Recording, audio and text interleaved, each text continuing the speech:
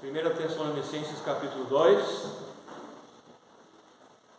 vamos dar continuidade a esta carta que Paulo escreveu aos crentes em Tessalonicenses.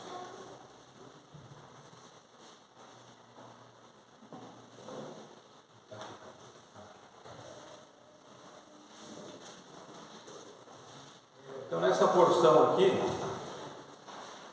nós não, 2 de 1 a 12, não vamos encontrar muita coisa sobre o arrebatamento, o tempo da tribulação, mas no último versículo, se eu não me engano, deixe-me ver, isto, ele vai falar do seu reino, do reino de Cristo, que é o reino milenar de Cristo, o futuro reino que Cristo iniciará nesse mundo. Então, no final, eu quero mostrar um gráfico lá com algumas posições sobre o milênio.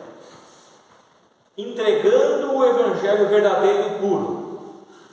Primeira carta de Tessalonicenses, capítulo 2, versículos 1 ao 12.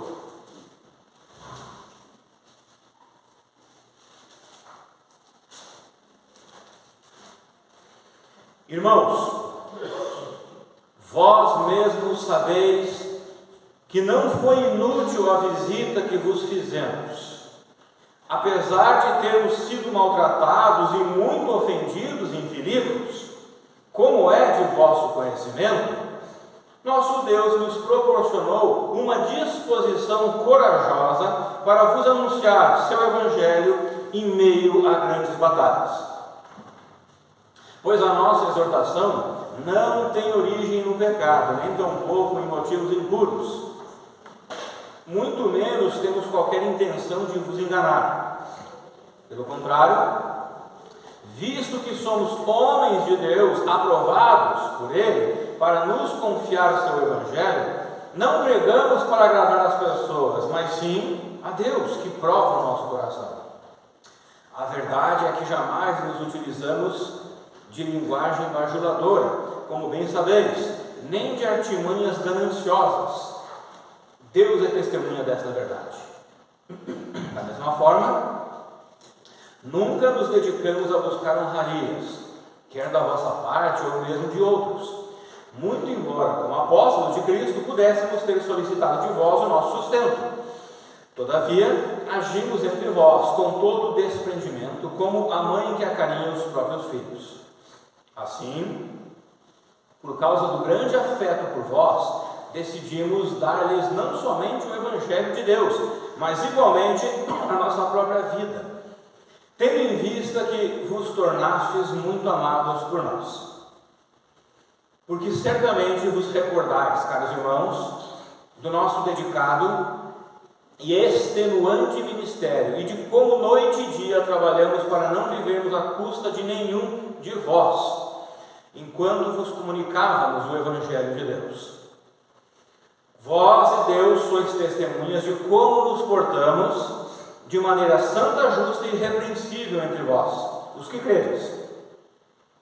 E sabeis ainda que tratávamos a cada um de vós com a mesma deferência que um pai trata a seus filhos, suplicando-vos, consolando-vos e oferecendo o nosso testemunho, a fim de que possais viver de modo digno de Deus, que os convocou para o seu reino e glória.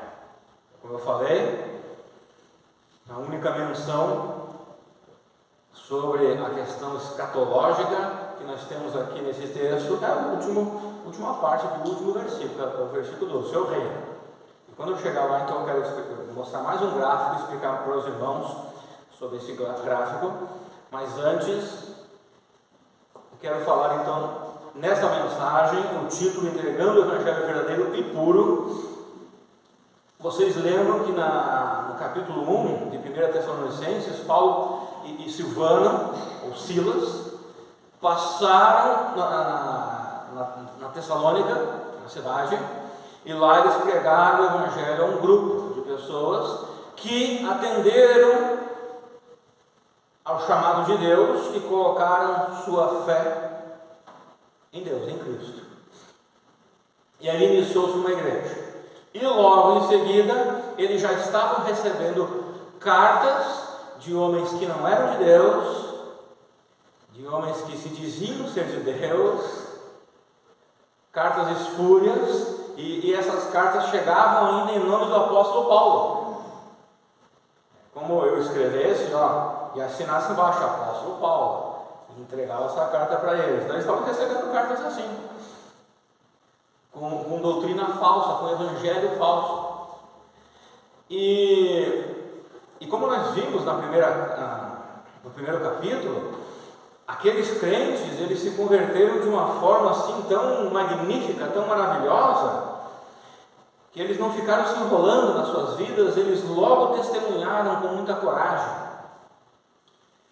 E o testemunho deles foi com uma luz tão brilhante que chamou a atenção das outras igrejas da região da Galácia. E não só das igrejas, mas também da comunidade, das lideranças da cidade, daqueles que ainda não criam em Deus, chamou atenção. E isso deve servir de exemplo para nós, o nosso testemunho ser uma luz tão brilhante que chame a atenção dos outros. É claro que em alguns momentos chamará a atenção de forma positiva, em outros chamará a perseguição.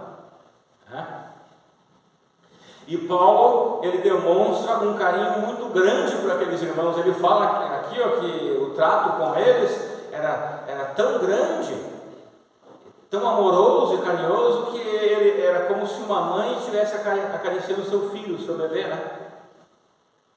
Às vezes, não é a carícia, Às vezes o bebê precisa, A criança precisa, de uns corretivos, mas como uma mãe que ama o seu filho, ela ama também dessa forma. Então, Paulo diz, olha, e a gente não entregou só o evangelho, a gente entregou nossas vidas. A gente tinha o direito de ser sustentado por vocês, mas não fizemos isso. Nós entregamos nossas vidas a vocês, o nosso tempo a vocês. E Paulo fala isso, e Paulo aqui então, ele explica para eles, olha, essas cartas que vocês estão recebendo, esses ensinos, são falsos, não vem de mim não, tá? Isso aí não vem da parte de mim. Por que não vem de mim? Porque não vem de Deus, não é inspirado por Deus. Então, nesse texto, nós podemos encontrar 4 vezes a palavra evangelho. No verso 2, vos anunciar seu evangelho. No verso 4, nos confiar seu evangelho. No verso 8, decidimos dar-lhes não somente o evangelho de Deus. E no verso 9, vos comunicávamos o evangelho de Deus. Então, 4 vezes nós encontramos, anunciar o evangelho, confiar no seu evangelho, dar o evangelho, somente o evangelho de Deus, e comunicar o evangelho. O Álvaro escreveu que a vida inicia-se quando a maior de todas as decisões é tomada: confiar em Jesus como seu Salvador pessoal. Eu, quando coloquei minha fé em Cristo, eu tinha 18 anos de idade, e foi ali que verdadeiramente a minha vida começou. Foi ali que eu nasci novamente. Foi ali que Cristo veio e me deu uma nova vida, e o Espírito Santo veio habitar em mim. Porque antes eu era escravo do pecado, mas agora não, eu era livre do pecado, e por conta própria me submeti a Cristo.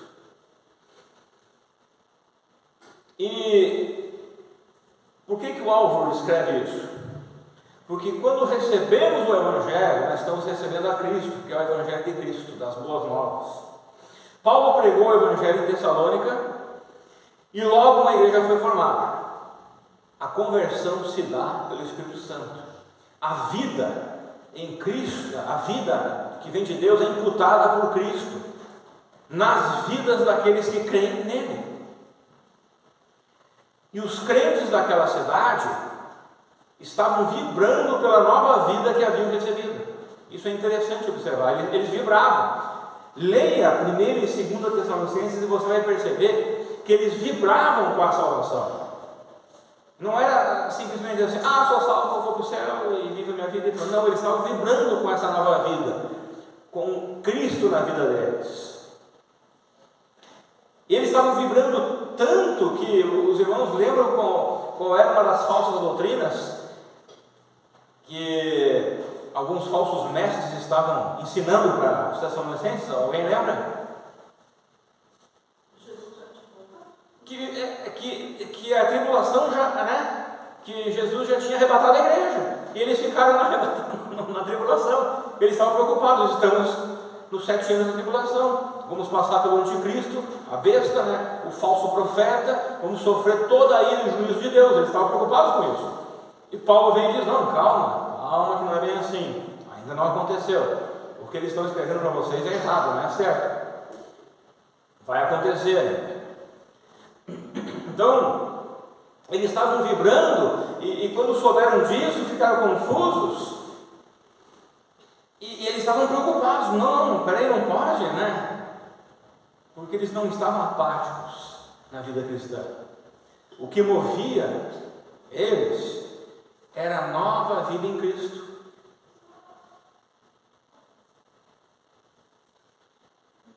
Muitas vezes, crentes acabam ficando apáticos, acabam não vibrando mais com suas vidas em Cristo, porque não se deslumbram mais com a nova vida, já não ficam mais maravilhados com a nova vida. Muitas vezes são crentes que acabam voltando a encontrar satisfação na velha vida. São cristãos que voltaram a encontrar satisfação no dinheiro, no entretenimento, no lazer, nos prazeres, no sucesso deste mundo, na fama e etc. Eles não ficam mais maravilhados e deslumbrados em conhecer a Cristo, porque não abrem mais as suas Bíblias para o conhecerem. Estão ansiosos pelos resultados dos seus esforços nesse mundo e no que o mundo pode lhes dar e oferecer. E muitos têm procurado mais uma religião, em alguma igreja, até em igrejas evangélicas, que lhe dê algum entretenimento, que lhe dê alguma coisa aqui e agora. E eles já não ficam mais vislumbrados que Cristo voltará um dia, vislumbrados e maravilhados que Deus habita dentro de mim, e que eu posso agora ir para o trabalho, ir para a faculdade, e vir para a igreja, em qualquer outro lugar, e tenho Cristo habitando dentro de mim. Eu imagino um cristão cheio de alegria por descobrir mais de Deus lendo a sua palavra. Há igrejas que se dizem evangélicas que nem pregam mais a Bíblia direito, nem abrem mais a Bíblia. Falam de experiências extraordinárias que não são inspiradas por Deus. O que é inspirado por Deus é o que está aqui, o resto é resto. E o povo vai atrás disso. Já não estão mais cheios de alegria, porque perderam a esperança do futuro, mas ainda assim conseguimos ver crentes que vibram quando descobrem na Bíblia, na palavra de Deus, as ricas promessas de Deus, e cheios de vibração para que sejam doadores, como foram Paulo e Silas. Paulo e Silas se doaram. Eles não deram só o evangelho, eles doaram suas vidas. Então eu vejo assim um cristão cheio de alegria, um cristão vibrante, que ele descobre na palavra de Deus todas essas coisas maravilhosas e compartilha. Mas um cristão sentado, um cristão não vibrante, um cristão desanimado, um cristão letárgico, eu vejo como ele sentado numa cadeira, cabisbaixo, desesperançoso, esperando que o mundo o veja e tenha pena dele, esperando que alguém lhe dê algo, sem vontade nenhuma de se levantar e de ser um doador, somente deseja receber, muitas vezes um inconformado, até mesmo um desvalido. O Evangelho precisa ser entregue. Não podemos desistir de entregar o Evangelho às pessoas. O Evangelho precisa ser entregue até mesmo para igrejas, para pastores. Há pastores por aí não pregando mais o Evangelho, Para cristãos, pessoas que se dizem cristãs, pessoas que se dizem crentes, a gente precisa entregar para eles o Evangelho verdadeiro. Eu já sou evangélico. Tá, e você crê no Evangelho único? Creio. Então, você crê nisso, naquilo, não sei o que, vai explicando. Não, eu não creio, nem sabia que existia isso. Poxa vida, então eu vou te entregar agora o Evangelho verdadeiro. Você precisa ouvir. Você está sendo enganado, está se enganando, né? Então nós precisamos entregar o Evangelho para pessoas assim, tanto quanto para incrédulos, para membros de igrejas e seitas e religiões falsas. Precisamos empreender nossos esforços particulares, né, para entregar o Evangelho, porque Ele é que mostra o caminho da vida vibrante em Cristo Jesus. Aquela vida vibrante que eu tenho todos os dias na minha vida, de segunda a sexta. Não é algo que eu venho para a igreja, recebo um entretenimento, saio feliz da vida e amanhã eu já vivo a minha vida carnal, a minha vida sem Cristo, a minha vida, nem lembro o que foi ensinado na igreja, se foi ensinado. Versículo 1: Irmãos, vós mesmos sabeis que não foi inútil a visita que vos fizemos, apesar de termos sido maltratados e muito ofendidos em Filipos, como é do vosso conhecimento. Nosso Deus nos proporcionou uma disposição corajosa para vos anunciar seu Evangelho em meio a grandes batalhas. O Evangelho que Paulo e Silvano pregaram em Tessalônica rendeu frutos para Deus. Veja, frutos para Deus. Eles foram muito maltratados, tanto Paulo e Silas, em Filipos, antes de chegar a Tessalônica. Eles foram muito maltratados. E eles poderiam ter desistido, mas não fizeram isso. Paulo podia ter olhado para Silvano e disse assim: olha, já sofremos a nossa cota de cristão nesse mundo, nós não precisamos mais. Não vamos continuar pregando o Evangelho. Não, nós já sofremos muito em Filipos, já pregando lá, fomos torturados, falaram mal da gente. Vamos agora procurar uma bela praia com muito sol, né? Porque o frio dá um peso na gente, né? Vamos ir e vamos aproveitar, vamos se aposentar. Não, eles não fizeram isso. Vamos continuar pregando o Evangelho, vamos em Tessalônica pregar o Evangelho. Deus deu-lhes uma disposição corajosa para continuarem. Paulo e Silas não chegaram em Tessalônica e pensaram em voltar para casa porque já haviam sofrido a cota de suas vidas de sofrimento. Não. Às vezes cristãos têm esse tipo de pensamento. Eu só quero Cristo se as coisas forem boas. Eu só quero Cristo se for assim. Lembram dos irmãos hoje de manhã? Do parto, né? Vários irmãos falaram comigo, né? Meu parto, isso e aquilo, né? A mulher, quando está para dar a luz, né? Está no parto, no trabalho de parto, ela tem sofrimento, dor. Logo vem aquele lindo bebê e ela se alegra e esquece de toda a dor do parto. Então, assim, não é fácil, é difícil, mas um dia ficará fácil para todos nós. Um dia ficará.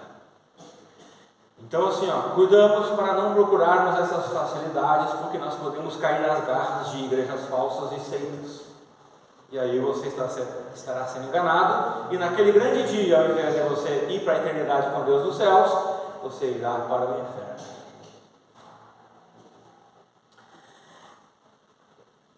Eles não se esconderam, Paulo e Silas, eles continuaram pregando o Evangelho. Precisamos pedir a Deus coragem para entregar o Evangelho. A coragem que Paulo relatou no verso 2 se trata de uma coragem para falar, era mais nesse sentido no original grego. E há muitos cristãos que depois de salvos não falam sobre isto, sobre o Evangelho para outras pessoas. Só que cristãos ocultos, cristãos secretos, não levam outros a Cristo. Nós precisamos testemunhar, seja com nossas ações ou palavras. Paulo e Silvano entregaram o Evangelho a meio a muitas batalhas, ou muitas lutas. A palavra no original é agon, que significa luta, pressão, oposição. De onde vem a nossa palavra agonia? Agonia. Geralmente essa palavra é usada no Novo Testamento para um esforço intenso de um atleta para alcançar o primeiro lugar. Todo o esforço que ele fazia para alcançar o primeiro lugar. Não existe sucesso, até mesmo no meio secular, sem muito esforço. Foi com muito esforço que Paulo e Silas entregaram o Evangelho naquela cidade e foram recompensados com muitos frutos. Os frutos irão, mas o Evangelho precisa ser anunciado. Nós podemos desfrutar dos frutos em comunhão com os salvos. Não é maravilhoso ter comunhão uns com os outros? É maravilhoso isso. Temos tempo para compartilharmos o que Deus tem feito em nossas vidas. Versículo 3 até o 8. Pois a nossa exortação não tem origem no pecado, nem tampouco em motivos impuros, muito menos temos qualquer intenção de vos enganar. Pelo contrário, visto que somos homens de Deus, aprovados por Ele, para nos confiar seu Evangelho, não pregamos para agradar as pessoas, mas sim a Deus, que prova o nosso coração. A verdade é que jamais nos utilizamos de linguagem bajuladora, como bem sabeis, nem de artimanhas gananciosas. Deus é testemunha desta verdade. Da mesma forma, nunca nos dedicamos a buscar honrarias, quer da vossa parte ou mesmo de outros. Muito embora, como apóstolos de Cristo, pudéssemos ter solicitado de vós o nosso sustento, todavia, agimos entre vós com todo o desprendimento, como a mãe que acaricia os próprios filhos, assim, por causa do grande afeto por vós, decidimos dar-lhes não somente o Evangelho de Deus, mas igualmente a nossa própria vida, tendo em vista que vos tornastes muito amados por nós. Então Paulo afirma que a sua mensagem era pura. Não havia uma mistura com especulações humanas, filosofias humanas, ou liberalismo teológico, né? Sabe quais são uma das desculpas do liberalismo teológico? Para com pessoas que são mais sérias com a Bíblia? Ah, vocês não têm amor. É só desculpa deles, é só a minhoca no anzol.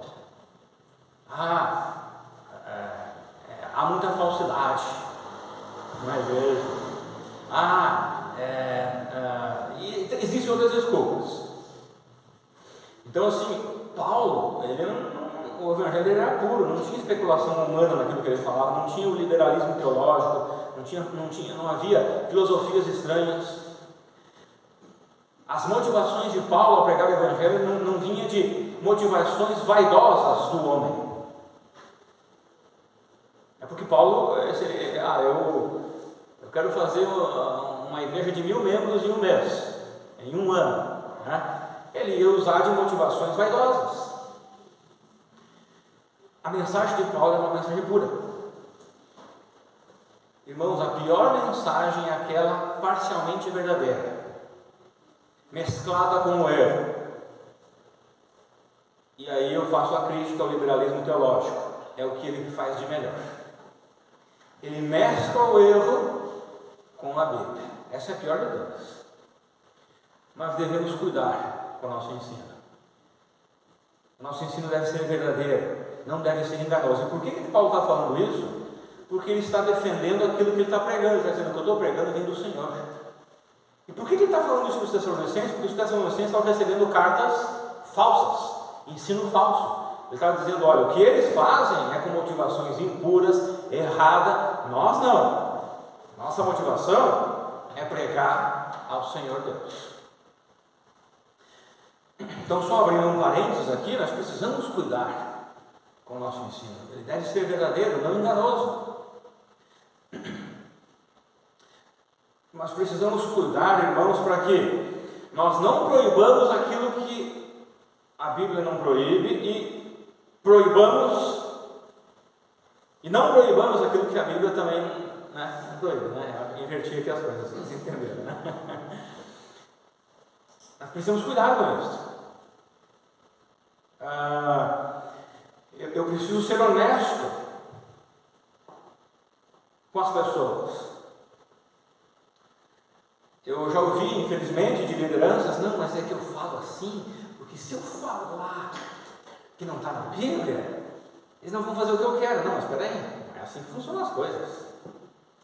Por exemplo, está na Bíblia que um pastor deve vir pregar de gravata eterna?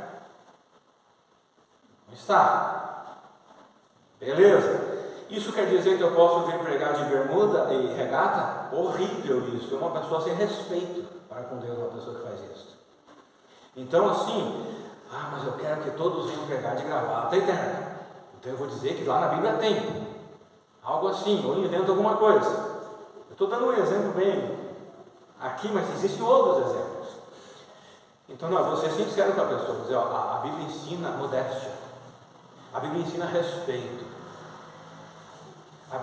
E nós, ou seja, a nossa igreja, mesmo que não tenha acesso às coisas na Bíblia, nós procuramos ter padrões mais elevados na vestimenta, na música, em outras áreas. É por isso que a gente age dessa forma. Então é melhor você ser honesto e mostrar argumentos para a pessoa que são coerentes, que fazem sentido, do que dizer se está na Bíblia ou não. E tentar usar a autoridade da Bíblia para dizer para a pessoa, né? Está na Bíblia, não fumarás maconha? Então eu posso? Não. Claro que não. Nem a sociedade aceita isso. Graças a Deus ainda no Brasil não aceita isso. O Brasil ainda não foi invadido pelo marxismo cultural, né? Um dia que for, é capaz de aceitar, né? Mas não aceita isso. Então assim, as doutrinas não são formadas só em versículos, elas são formadas em conceitos bíblicos. Então nós precisamos cuidar para não ensinar o que não está lá, porque a Bíblia não está proibindo isso, mas não é conveniente. Mas nossa igreja convencionou a seguir tais padrões. Por quê? Porque eles são bons, eles protegem. Outro problema sério que eu percebo é que nós convencionamos padrões e quando alguém não segue ele, há pessoas que demonizam aquela pessoa. Isso é muito errado fazer. Isso é errado e feio, nós não devemos fazer isso. Precisamos fazer dessa forma.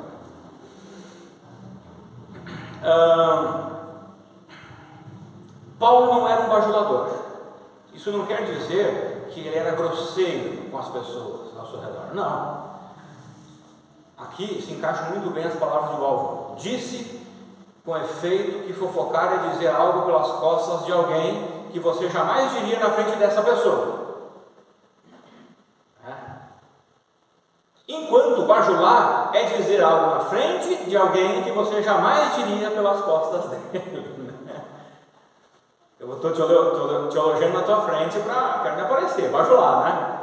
Mas tu saindo daqui, não presta, não vale nada, né? Você só quer bajular.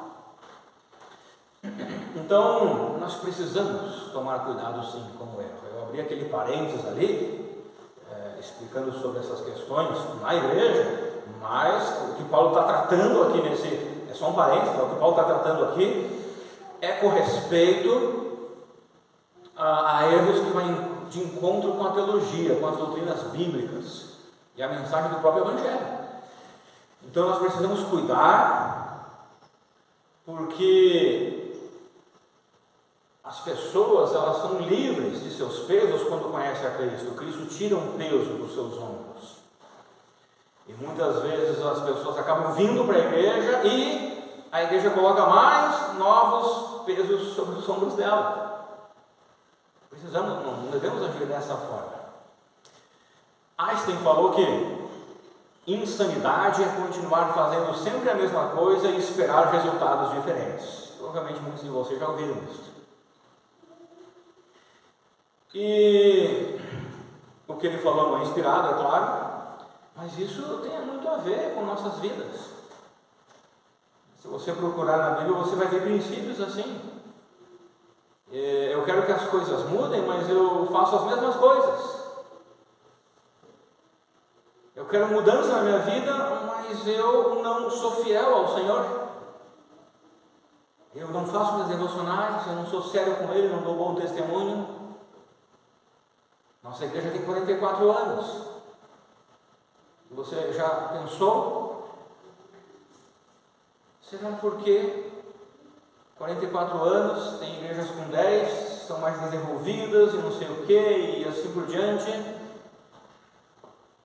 Será que eu fiquei dando importância para coisas que não deveria? Será que eu fiquei a vida inteira desinteressado, na inércia? Será que eu fiquei brigando por coisas supérfluas? Eu preciso pensar, eu preciso fazer uma autoavaliação, eu preciso avaliar os dias do passado, os dias de ontem. O que eu fiz de errado? O que nós fizemos de errado?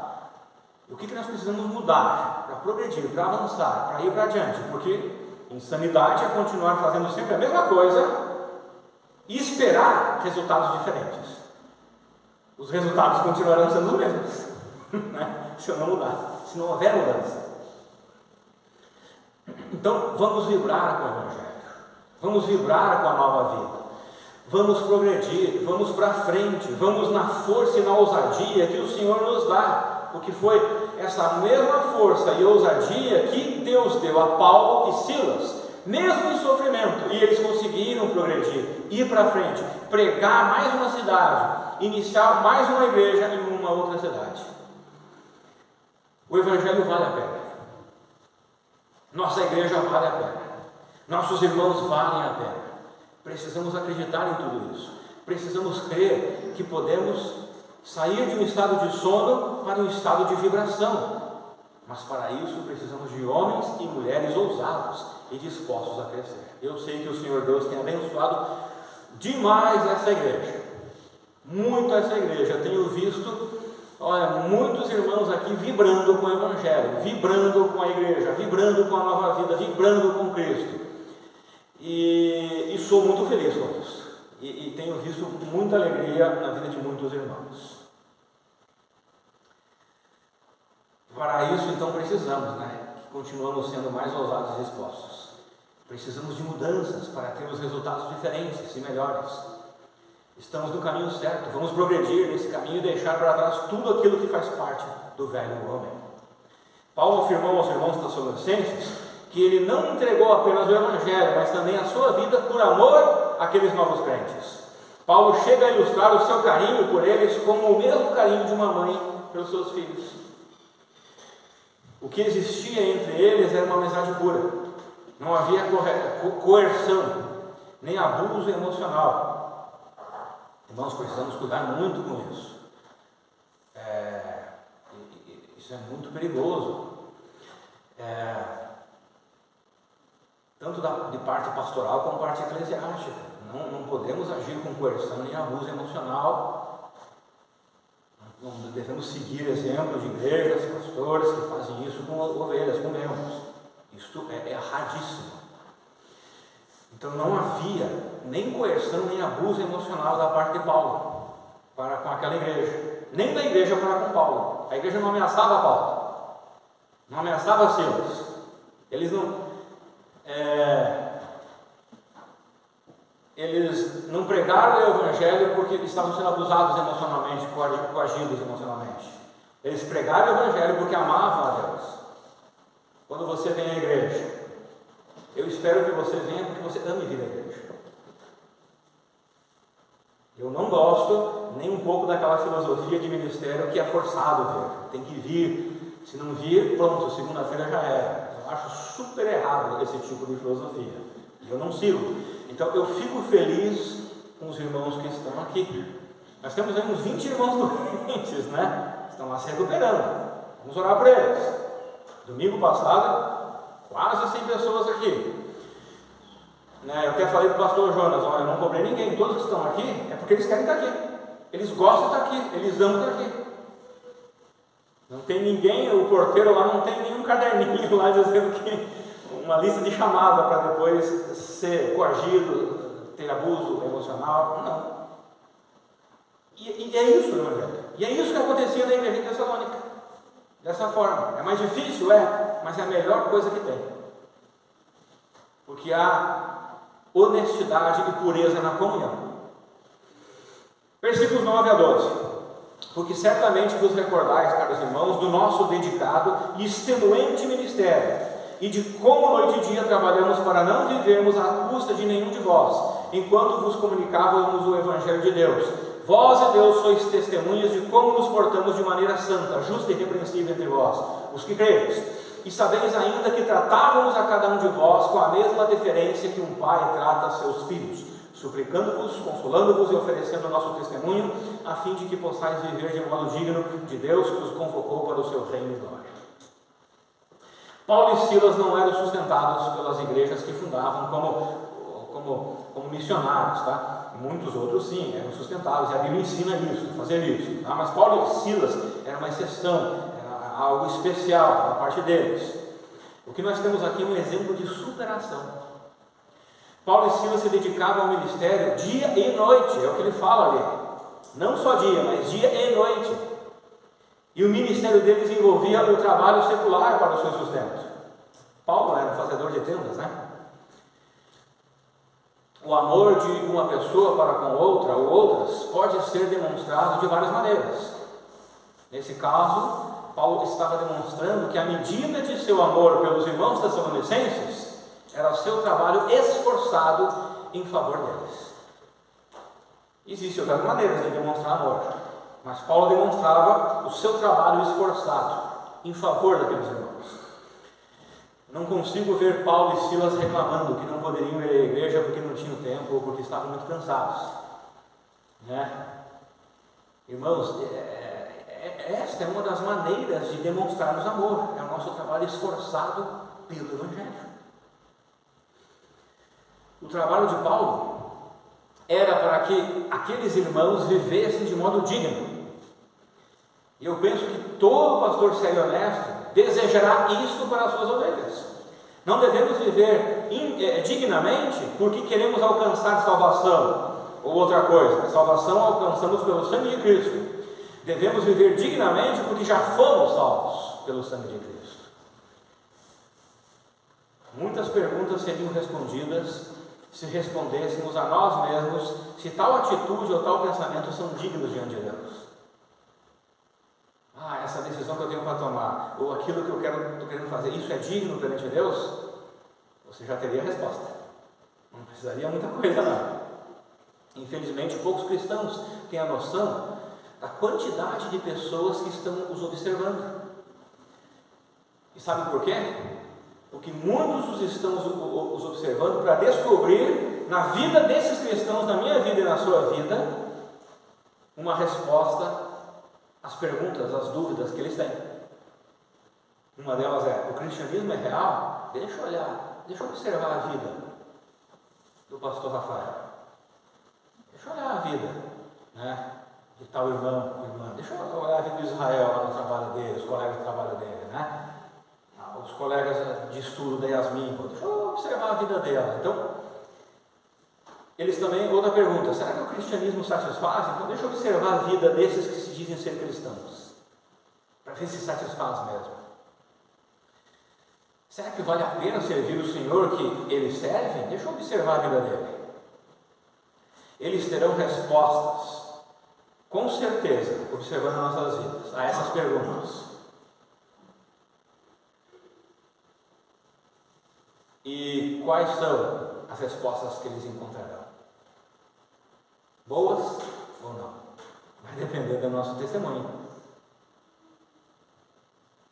O que eles vão encontrar em nós? Alegria? Vibração? Tristeza? Apatia? Sucesso? Paz? Harmonia? Derrota? Brigas? Fofocas? Amor? Calor? Ódio? Frieza? O que eles vão encontrar na minha vida quando eu testemunhar o Evangelho? Nas últimas palavras desse texto é que encontramos um pouco de escatologia, né, como eu já falei aqui. Veja o final do versículo 12.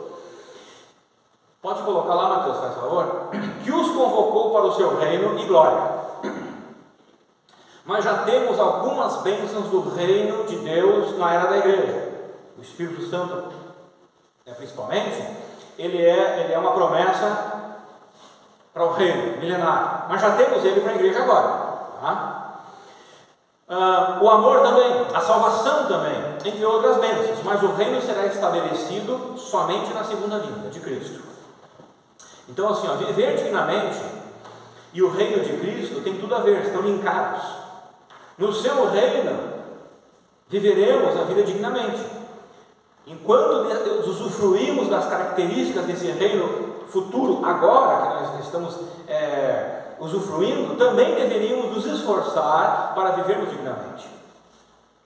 Lembre-se de que o Evangelho chegou até você pelo esforço de alguém. Agora você deverá se esforçar para que ele chegue até outras pessoas. E o Evangelho precisa ser entregue de forma pura e verdadeira. E eu quero então aqui falar um pouco sobre essa questão do reino. Existem 3 posições sobre o reino milenar de Cristo. São 3 sistemas, tá? 3 sistemas. E uma posição. Aqui não é um sistema, tá? Uma posição aqui. Existe o pré-milenismo, que é o sistema do Ciro, e o gráfico lá em cima está representado pelo pré-milenismo pré-tribulacionista. Lembra nas outras semanas que nós vimos sobre o arrebatamento? Que tinha lá 5 posições, né?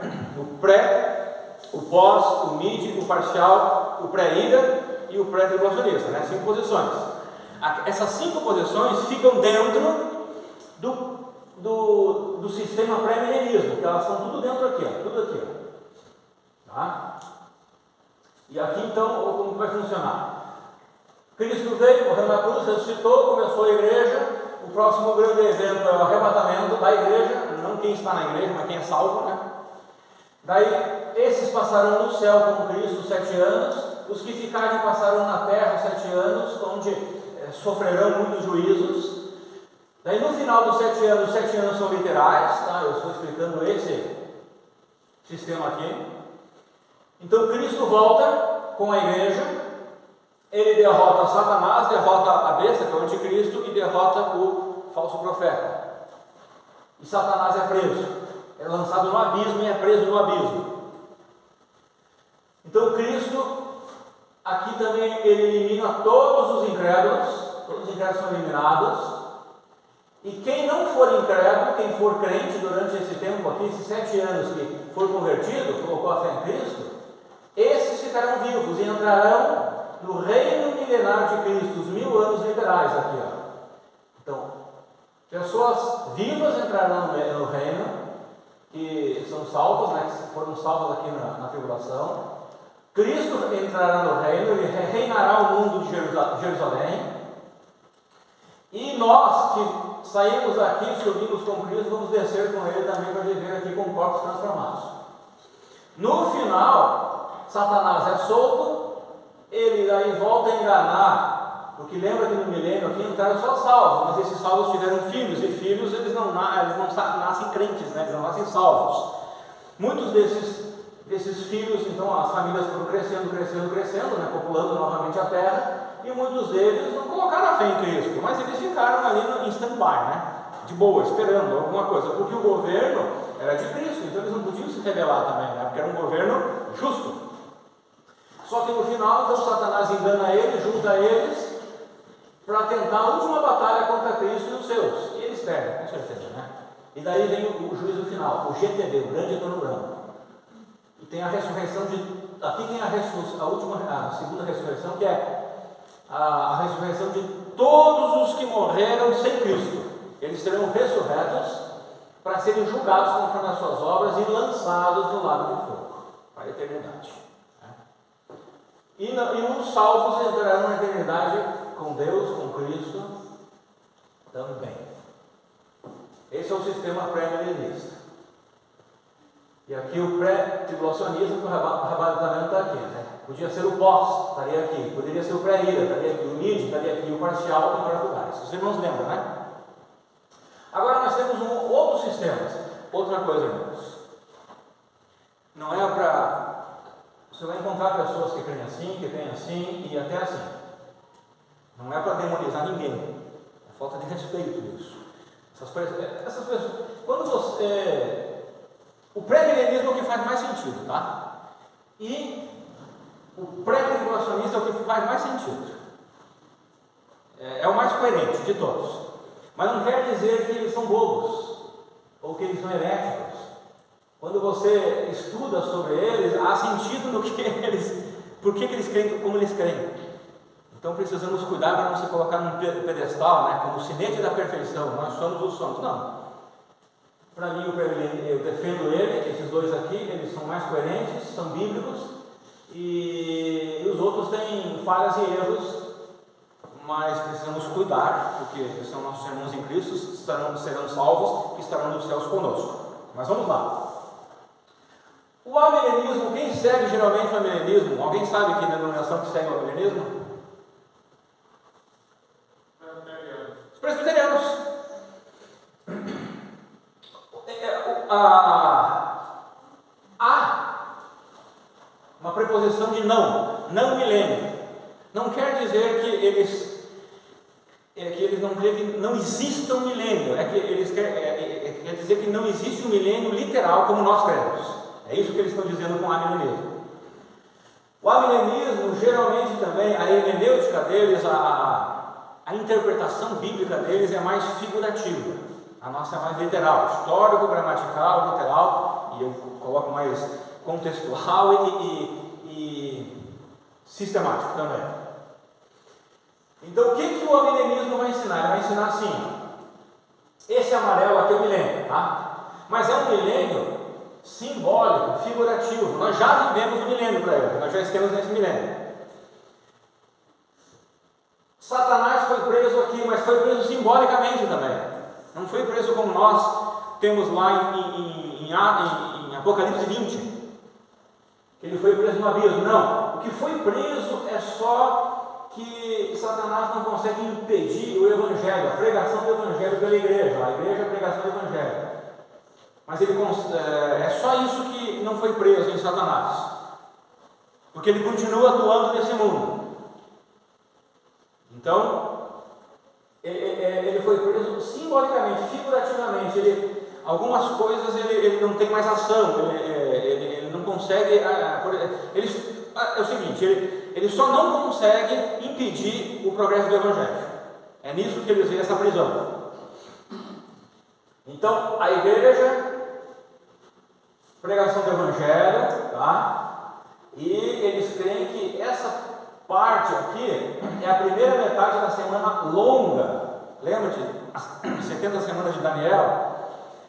Que lá no nosso sistema tem os 3 primeiros anos e meio e os últimos. Então eles creem nessa primeira metade longa. Daí Satanás é solto aqui. E daí já o Evangelho é mais pregado. Vem uma grande tribulação aqui, a segunda metade da semana, abreviada. E Cristo vem na sua segunda vinda e o juízo final já aqui, ó. E a eternidade. É dessa forma que eles creem, de forma bem básica. Esse é o amilenismo, tá? A segunda vinda de Cristo, eles não creem que há duas fases, como nós cremos que a segunda vinda de Cristo, a primeira fase é dos ares, que é o arrebatamento, e a segunda fase é no Monte das Oliveiras, corporalmente, fisicamente, e para instalar o seu reino milenar, tá? Eles não creem, eles creem que é só uma vinda, eles não creem em duas fases. Aqui, por exemplo, não sei se vocês já ouviram do já ainda não, uma hora eu explico melhor, né? Mas nesse caso aqui tem o já ainda não, mas não é no mesmo entendimento dos dispensacionalistas progressivos, né, que creem. Que Cristo é como assim, ó, eu estou voltando, mas ainda não vou ficar, tá? Mas na segunda vinda eu vou voltar e vou ficar, permanecer, definitivo. Aqui eu só estou voltando para pegar a igreja. Ok, nós temos o pós-milenismo, que é parecido com o amilenismo. O pós-milenismo também, Satanás é simbolicamente preso ali no início e já começa a tribulação. E a igreja está pregando o Evangelho. Na verdade, eles creem assim, ó, essa linha azul da igreja, eles creem num gráfico ascendente, ó, que a igreja vai progredindo, crescendo, a igreja vai ganhando O Estado vai ganhando a educação, a cultura, a política, tudo, o exército, mais ou menos, vai ganhando a sociedade, eles têm isso. E daí vai chegar, eles têm que é um milênio não literal, e não é um milênio de 1000 anos, que é um espaço. No final aqui, perto da segunda vinda de Cristo, é um certo tempo, que eles chamam de anos dourados da igreja, é o ápice da igreja aqui. E daí Cristo volta, Satanás é solto aqui, e daí Cristo já volta e já tem o juízo final e a eternidade. Tá? Só para ter uma base, assim, os irmãos que depois quiserem estudar melhor, tem muita coisa para estudar. Acho que vocês já ouviram falar essas três aqui, não ouviram já? Dentro do pré-milenismo tem dois tipos, tá? Tem o pré-milenismo dispensacionalista futurístico, que é o que eu sigo, e tem o pré-milenismo histórico. Qual a diferença? A diferença está aqui, na natureza de Israel e a igreja no milênio. Por isso que eu nem identifiquei aqui, tá? Eles são diferentes na natureza, como que Israel e a igreja vai funcionar aqui dentro. Mas alguém já ouviu do pan-milenismo? Já? O pan-milenismo provavelmente é novo, se iniciou aí no 2005, 2006, primeira vez que tem um livro em 2006. Os proponentes, pessoas cansadas de debater sobre escatologia, principalmente esses textos, cansados, não querem mais debater, conversar, é isso mesmo, né?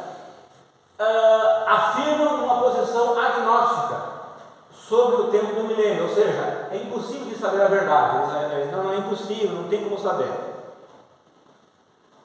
Eles não assumem nenhuma posição, nenhuma dessas três posições e dentro daquela nenhuma das duas lá. Eles dizem que tudo irá acabar bem no final. Não assumo nenhuma, no final tudo vai acabar bem para todo mundo.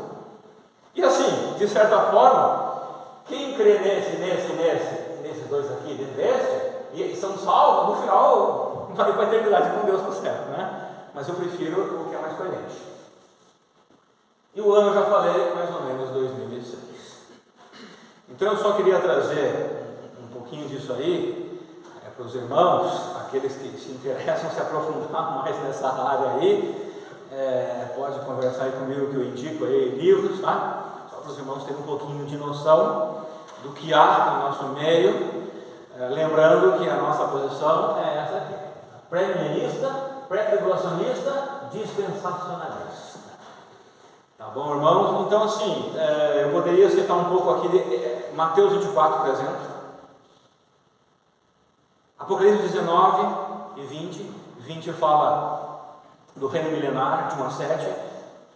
Apocalipse 19 fala do tempo de tribulação. Mateus 24 fala do tempo de tribulação. Aí, se você vai para alguns pré-milenistas dizem que alguns versículos ali, Cristo ele intercala alguns versículos com a primeira fase do arrebatamento e outros com a segunda. Outros pré-milenistas, no meu caso, eu digo que é tudo, ele está falando somente sobre a segunda vinda, e posso explicar isso por quê, mais adiante.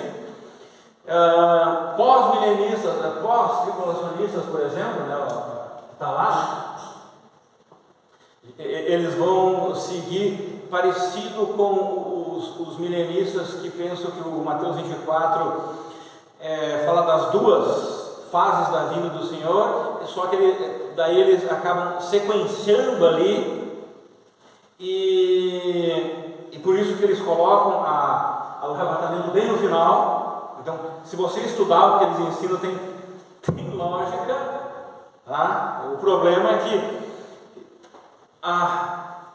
nós precisamos sempre trabalhar dentro de um contexto. E não é só do contexto do versículo anterior e do posterior, nem do parágrafo posterior e do anterior. Às vezes do capítulo, às vezes do contexto do livro inteiro, às vezes do contexto de todos os livros da Bíblia que falam daquele assunto. Também nós vamos encontrar aqui, então, às vezes tem esse problema de pós-milenistas que acabam pegando contextos de outros livros da Bíblia que falam daquele assunto, e eles ficam só naquele Mateus 24 e pensam que é daquele jeito.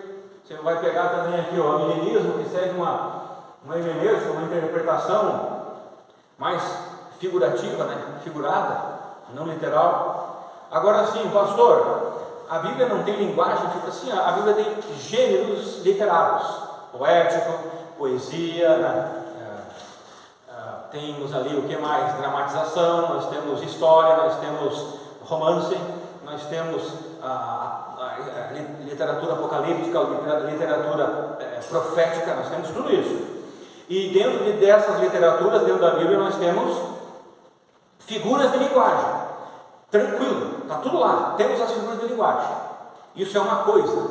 Interpretação figurativa ou literal é diferente de figura de literatura, modo de escrever, estilo de escrita. Uma coisa é diferente da outra, que às vezes as pessoas, mas a Bíblia tem linguagem figurativa, então não tem que ser a interpretação figurativa. Não, interpretação figurativa é uma coisa, linguagem figurativa é outra coisa diferente. Ou seja, a Bíblia tem várias figuras de linguagem, e como eu sigo uma hermenêutica literal, eu vou interpretar, porque eu não sou inspirado, né? Eu preciso da iluminação do Espírito Santo. A hermenêutica é a ciência, né, da interpretação de textos. Então eu vou interpretar aquelas figuras de linguagem de forma literal, para ver o que a Bíblia está dizendo. Ok, irmãos, então isso é só para mostrar que nós vamos um dia viver nesse reino, e mostrar que existem várias posições ensinando isso. E Paulo estava... Você acha difícil essas coisas? Fica cada vez pior, não, Tamar? Porque se Cristo não voltar, vai ter mais gente estudando, mais gente inventando moda, e outros estudando e descobrindo coisas que nem a gente não conseguia ver, coisas boas. Agora, imagina Paulo ensinando essas coisas para uma igreja nova, Tessalonicenses. Ele estava ensinando coisas assim para eles. Por quê? Porque tinha gente fora querendo desviar eles da verdade. Então nós precisamos, pelo menos, do básico, irmãos, e ter esperança. Amém?